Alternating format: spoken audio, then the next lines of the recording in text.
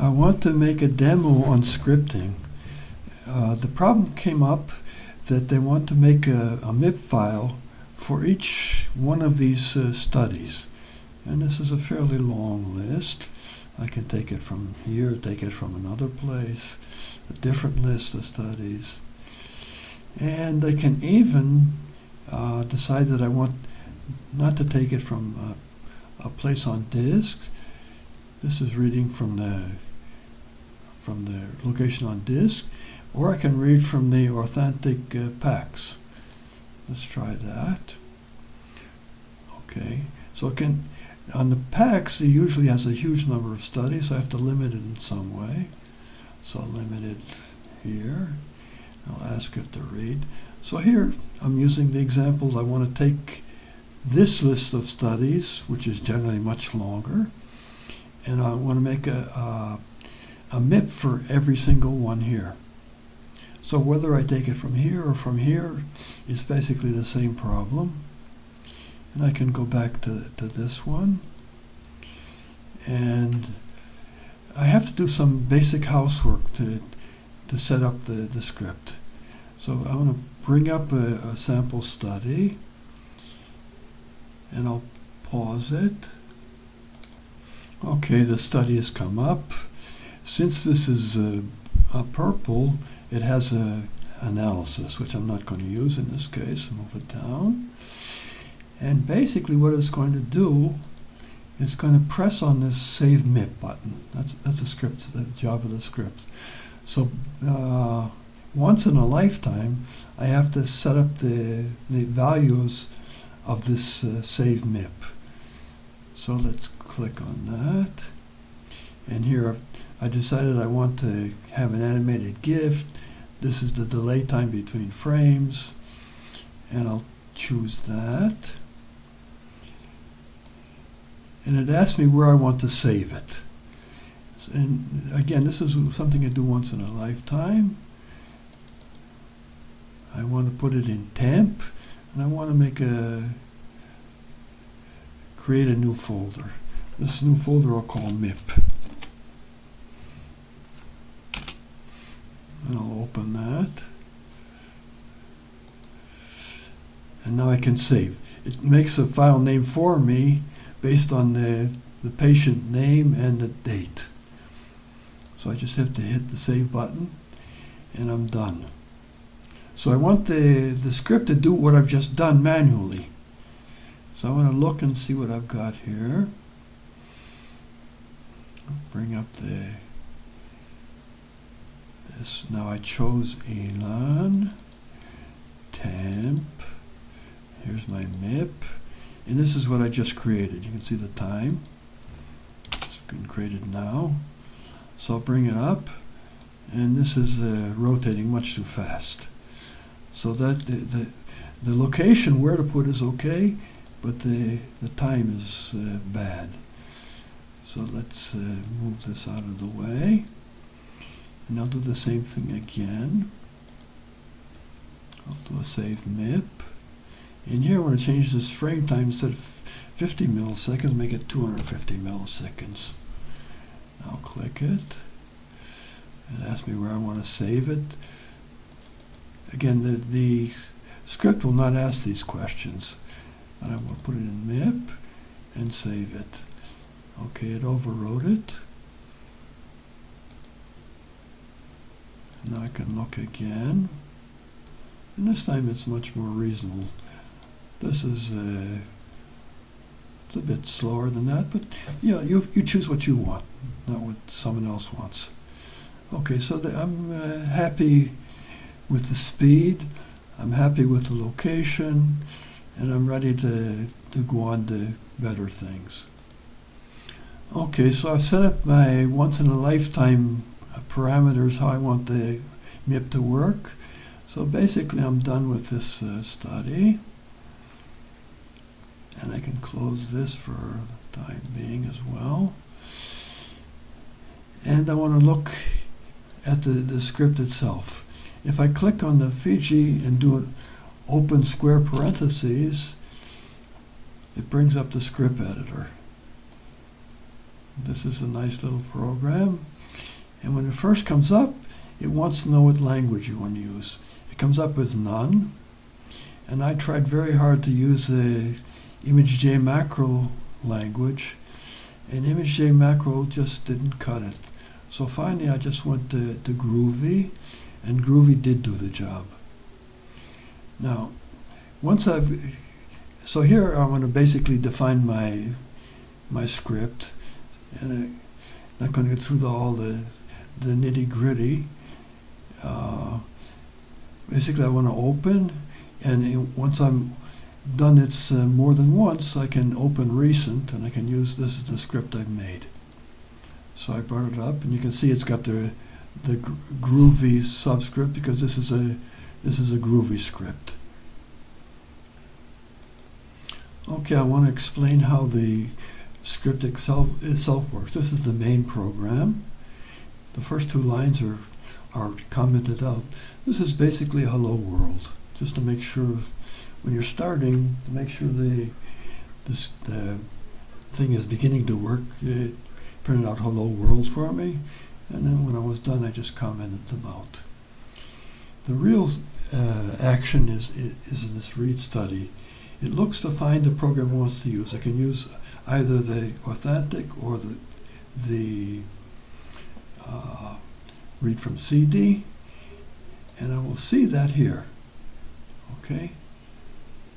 Here's my BI database. Here's my read studies. And it's basically looking at this window programmatically.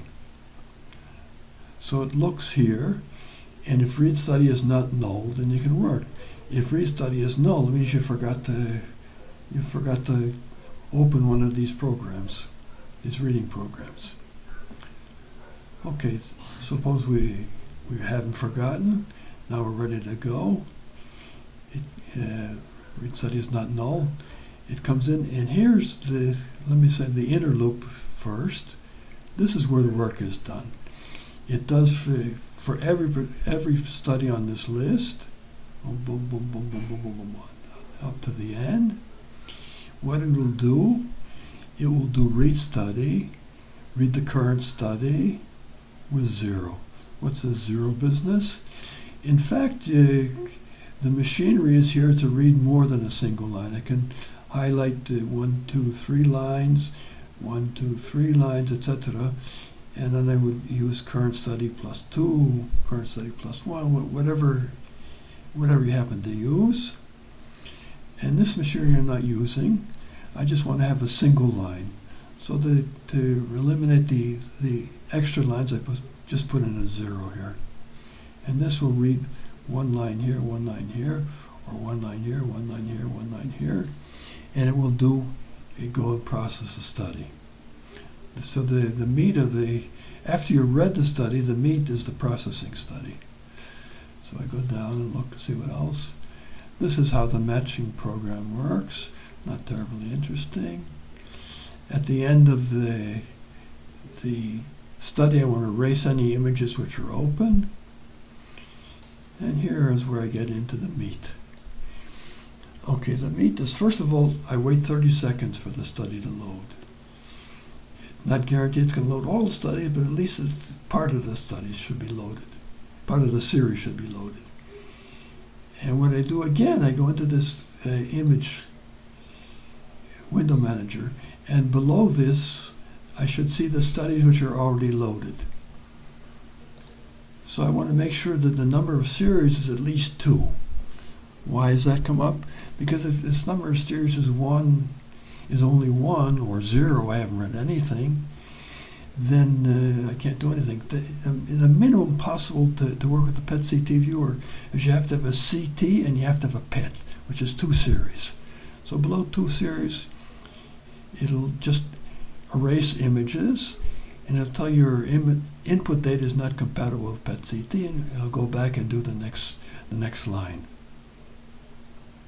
Okay.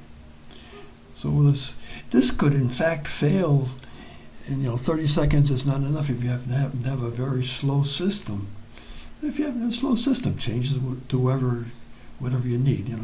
This program is just a template to give you an idea what can be done.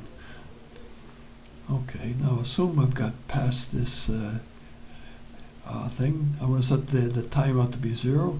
And PET-CT, the PET-CT is again, I want to see it here. So PET-CT will be null. And I'll do an infinite loop here while PET-CT is null. So first I'll look in the find program for PET-CT. Did I find it or did I not find it? I didn't find it, for example. Then I go increase the timeout by 1. And if the timeout is greater than 10, then I'll erase. And the timeout here, for this case, is 10 seconds. So I'm doing 10 times 10 seconds, that's roughly 2.5 minutes. So I've done 30 seconds initially, another 2.5 minutes. If it doesn't find anything there, it says, okay, I give up. Because it'll erase the images, it'll print the study timed out, and go on to the next study here. Because I don't want this, the situation I want to avoid, it just goes into an infinite loop. If infinite loop, the program would just die on me. And I'm doing a ton of studies, and I don't want to hang up in the middle of the list for some strange reason. So this just a safety net to get me out. Okay, assuming that I found the PET-CT viewer, that means I've got a legal study, and here I do the processing from here to here, which is one line in this case. I use PET-CT script MIP, which basically tells me that to press the MIP button. And when that's done, what I want to do is kill a PET-CT viewer, set it to invisible, then dispose of it, and then erase any images. And then I go on to the next study. Okay, now that I've showed a bit of groovy, let's make a demo. Since I'm not going to use this, I'll close it down. I can move here. And I'm going to go through this list. This is the one which is set up to go. So I'll bring up, I have to bring up this script runner. I'll press the run button. And here it's beginning to run. Here you can see it's highlighted here. And it's bringing up the study. Okay. Maybe I'll pause this for a bit. Okay, here it's bringing up the study. See if I can see what's going on. Study. What's happening?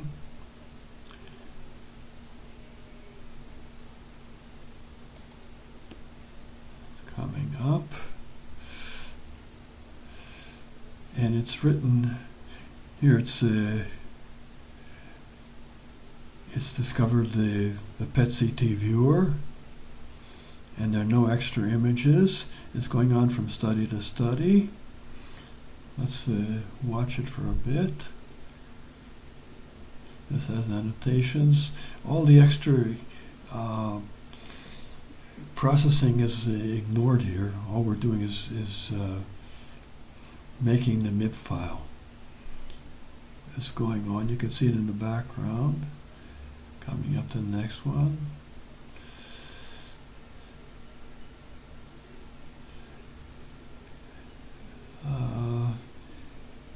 I think this is probably enough. We can see this is going on from one to the next. I think that's probably enough to show what's going on. This again has processing. What I'll do is I'll bring up let it run in the background, I don't care, because it's basically what it's supposed to be doing is working at night, where you don't see it.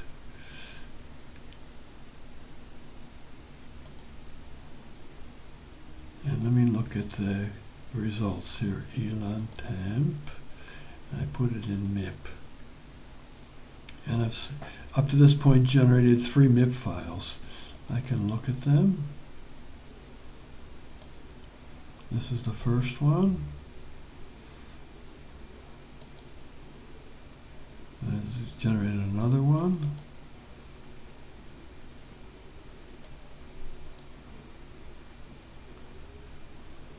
And the speed is reasonable. The size depends on what size your image is. Let's see if I can run that. Wait till the image comes up, and we can look at that.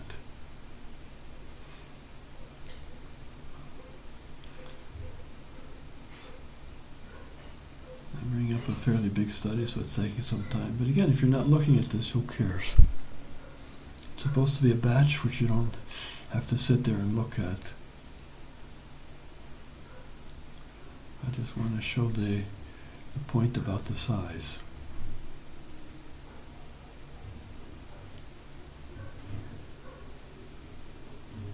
This is a long study. I happen to start on. I'll be patient.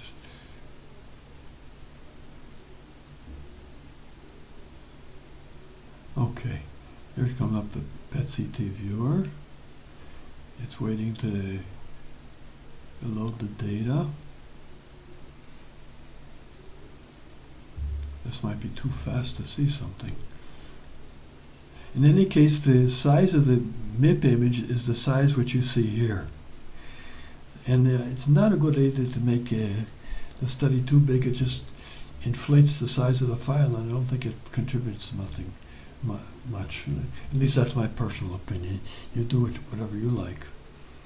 But I'd like to have maximum information without inflating the size of the file with just interpolations. Okay, here's building the MIP. You can see it building the MIP here. It should come up shortly.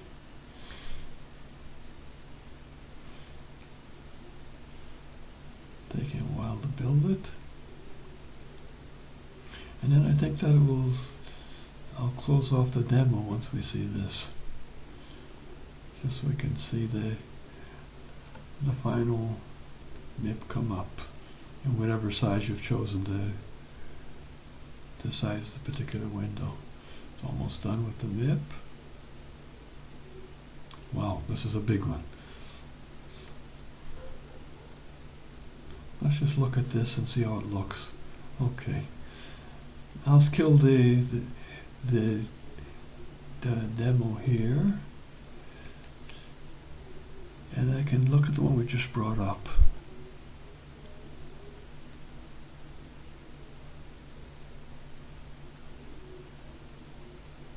Apparently I didn't get it. And then temp. I don't know exactly what I've done, but here it is. This is what I wanted to see.